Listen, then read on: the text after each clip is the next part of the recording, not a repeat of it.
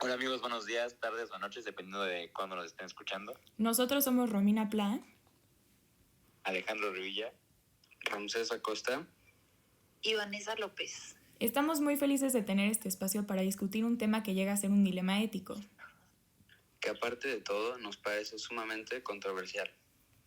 La pregunta que les hacemos y que nos sirve de pauta para discutir es si es bueno darles dinero a las personas que piden en la calle.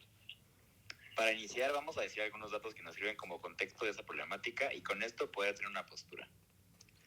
Primero, creo que debemos entender un poco el contexto del tema. Actualmente hay alrededor de 14 millones de indigentes en México, según cifras de la CEPAL, que toma la línea de extrema pobreza en esa clasificación. Esto significa que estas personas en situación de calle se encuentran vulnerables a caer, por decisión propia o no, en bandas delictivas que cultiven la mendicidad forzada. La probabilidad de que estas personas lleguen a estos negocios es muy grande. También creo que debemos adentrarnos un poco y preguntarnos quiénes son, solamente secuestran para la mendicidad forzada, cómo tratan a las personas que trabajan para ellos. Un artículo del Universal justo habla sobre este tema y comenta que en ciertos lugares son familias que han naturalizado el fenómeno y cada quien desempeña cierto rol, desde la mendicidad hasta la explotación sexual. Por lo que podemos concluir que estas organizaciones no solamente llevan a esta gente a pedir dinero, sino también son utilizadas para otro tipo de explotación. Sí, justo en este artículo la fiscal especializada de trata de personas del Estado de México, Guillermina Cabrera, dice que los tratantes pueden ser todos, no hay un perfil único, pueden ser miembros de la delincuencia, amigos, conocidos o parientes. También encontré que de enero de 2011 a noviembre de 2019 en el Estado de México hubo 163 delitos de trata de personas, de los cuales 7 fueron con la modalidad de mendicidad forzosa, de acuerdo con registros del Sistema de Gestión Judicial Penal de la entidad. Entonces, si comparamos la cantidad de indigentes que hay en México contra los casos que se han sido procesados, estaríamos hablando de mucha negligencia o mucha dificultad de encontrar este tipo de casos. Sí, a mi parecer es la dificultad de encontrar con evidencias estos casos. Salvador Guerrero Chiprés, en un artículo en el Universal, comenta que sí es difícil identificar a una víctima de trata para el público en general, es más difícil identificar si las personas que están en mendicidad forman parte de un tipo de explotación. También es importante llegar a estos casos si el crimen organizado está coludido con el mismo gobierno. La presidenta de la Comisión de Derechos Humanos de Morelos, Lucero Benítez Villaseñor, para un artículo del Universal, declaró que es una realidad que los grupos del crimen organizado se han apoderado del Estado en complicidad con las autoridades locales. Con estos datos podemos concluir que estas personas que piden dinero de entrada no reciben concretamente el dinero que se les da en la calle, por lo que se les acepta que va directamente a las organizaciones criminales. Vanessa, me gustaría que nos contaras un poco de lo que piensas. El punto más importante a mi parecer es la felicidad, empezando por lo que dice el texto de Aguijas, la tarea de ser mejor. Los seres humanos somos felices de acuerdo con las acciones que realizamos, ya que al ver a una persona en peores condiciones que las nuestras, nuestros bienes sensibles toman acción y nos hacen actuar de manera que ayudemos al prójimo. En lo personal, darles dinero es algo que no me gusta, ya que me genera un sentimiento para nada agradable. Pero preguntando a otras personas a mi alrededor, me di cuenta que muchas veces, más que generar felicidad, lo que nos mueve es la culpa. Culpa de que yo voy en mi coche, llegando a la casa tengo que comer, dónde dormir, etc. Pero aparte de la felicidad que puede generar ese acto, es importante hablar de la responsabilidad que tenemos como sociedad a actuar ante estas circunstancias. Eso me recordó a la solidaridad según la doctrina social de la Iglesia del Consejo Pontificio Mexicano, donde se expresa que esta solidaridad debe ser por parte de toda la comunidad, ya que es una responsabilidad social y una virtud moral. Claro, y junto con esto entra la ética social, con el bien común, que en lo personal no estoy de acuerdo en darles dinero porque rompe con uno de los principios del bien común al evitar que todas las personas se desarrollen plenamente. Y por otra parte tampoco se respeta la dignidad de las personas. Pero entonces, ¿qué hay de la subsidiariedad y la solidaridad que mencionamos antes? Desde mi punto de vista es importante recordar que como vimos en clase hay veces que se sacrifican algunas cosas pero sin olvidarse del bien común. A lo que voy es que no necesariamente se rompe con esto, ya que muchas personas piden dinero para justamente tener una vida digna que se pueda respetar. Pero con lo que menciona se dice de forma implícita que gracias al dinero se les reconoce el valor que tienen, cuando este realmente les es propio desde el momento en el que se conciben.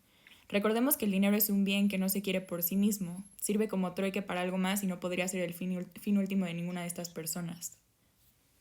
Creo que esto solo es ético si se ve como sociedad, porque es un hecho que esta problemática existe en el mundo y más en México. Como vimos anteriormente, hay 14 millones de indigentes, lo que es una cifra impresionante y que nos involucra a todos, pero también creo que tenemos que verlo en cuanto a la persona.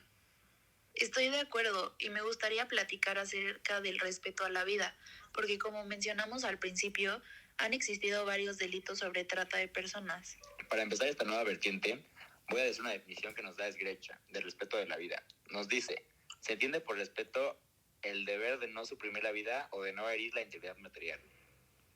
Pero también citando el texto de Esgrecha, la prohibición de matar o de ofender la integridad de la vida ha sido fundamentada por el magisterio y antes todavía por la Biblia, sobre el hecho de que Dios es el creador y el custodio de esta vida y que Cristo ha asumido la naturaleza humana llevándola a una dignidad que tiene horizontes divinos. Por esto, ningún hombre puede elegir arbitrariamente vivir o morir. En ese caso, nos está faltando el respeto a la vida. ¿O qué opina? Es que yo creo que al verlo de esta manera estás dejando fuera muchos factores del respeto. Aunque es válido tu punto de vista religioso, no considero correcto que queden fuera todas estas definiciones de respeto como pueden ser la biológica y la que se comentó antes. Sí, claro. Solo como postura religiosa, pero tienes razón. Sería dejar fuera muchas otras posturas. Oigan, y hablando de la persona, ¿qué opinan acerca de la conciencia? Uy, creo que tocas un tema muy importante. ¿Pero alguno de ustedes sabe qué es la conciencia? Sí, fue justo lo que vimos en clase, que es nuestra razón razonando como juez inmediato de la convivencia de mi acción con los fines propios de la naturaleza humana y por lo tanto, de si mi actuar busca el bien y evita el mal. Sí, y también dice que la conciencia moral implica el percatarnos, percibir que alrededor hay otros con necesidades o padecimientos a los que no somos indiferentes, pues de algún modo nos afectan, preocupan, etc. Pues con esto entonces, creo que basándonos en la conciencia moral, sí debería de preocuparnos estas personas que piden dinero. Claro, pero podemos ayudar a esas personas evitando que sigan con esta forma de vivir. Porque no podemos olvidar el dato del principio, donde dicen en el Excelsior que muchas personas solo utilizan esto como un negocio. Entonces, desde mi punto de vista, sí nos tienen que preocupar, pero para no apoyar este negocio. Retomando un poco la felicidad, ¿qué otra cosa se les ocurre para preguntar a la gente que nos escucha? Otro punto que me puse a pensar fue que las personas que dicen que darles dinero les genera felicidad, ¿en verdad les genera felicidad? Porque no cualquier felicidad es válida. Y tomando en cuenta que la felicidad es el camino y no la meta, yo creo que una acción así no puede contribuir a tu felicidad. No se trata de ejercer la racionalidad por excelencia de modo aislado, como las personas que solo ayudan para tomarse una foto y subirla a redes sociales, sino de hacerlo regularmente durante toda la vida. Y les quiero compartir una frase que me pareció muy poderosa. Dar no ayuda a resolver el problema, solo sirve para lavar conciencias. Oigan, pero creo que es importante que pensemos también en el término aporofobia, introducido por Adela Cortina. Se puede definir como el miedo a los pobres, tal cual. Vale la pena no caer en argumentos que suenen aporofóbicos, ¿no creen? Ese término es tan reciente que creo que tomará una importancia inmensa cuando más gente conozca el mismo. Oigan, les propongo que hagamos un ejercicio. Según el imperativo categórico de Kant, una forma de ver si mi máxima actúa de acuerdo a él, o sea que las personas siempre son fines y nunca son medios, es usando la formulación de la ley universal. ¿Les late? Perfecto. Primero debemos definir cuál es nuestra máxima. Sería que deberíamos ayudar a todo el ser humano por nuestro deber como sociedad responsable y virtuosa moralmente. Al universalizar la máxima, se entiende que todo ser humano debe ayudar a todo otro ser humano por nuestro deber como sociedad responsable y virtuosa moralmente. Entonces, al analizar las dos, ¿hay contradicciones? No, no hay contradicciones. Entonces podemos concluir que la respuesta a nuestra pregunta inicial es no. Bueno, después de ver tantas posturas, ¿qué soluciones le encuentran? Una gran opción que yo veo para este dilema sería ayudar de otra manera. Como dice la frase, es mejor enseñar a pescar que regalar el pescado. Entonces yo creo que la manera de contribuir a nuestra felicidad sería apoyar a fundaciones o asociaciones que apoyen a personas en situación de calle, tal vez incluso alguna donación en especie como ropa o algo de comida. Exacto, yo también creo que lo mejor sería apoyar a estas personas, pero enseñándoles que pueden hacer más cosas en vez de estar pidiendo dinero en la calle.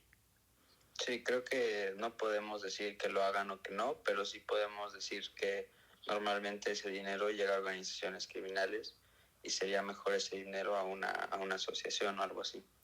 Y pues también creemos importante mantener en la mente de las personas que nos están escuchando el término aporofobia y recordarles que todas personas tienen este valor ontológico que les da, pues nada, o sea, les da como muchos valores como persona por el simple hecho de ser persona. Entonces, por más de que en este podcast llegamos a la conclusión de que lo mejor sería no darles dinero justo por la asociación criminal que tienen, pues también entender que merecen un respeto por el valor ontológico mismo que tienen. Entonces, pues bueno, esto ha sido todo por el podcast de hoy. Recordamos que esta fue, que la pregunta del día fue, ¿es ético darles dinero a las personas de la calle? Y pues bueno, nos despedimos.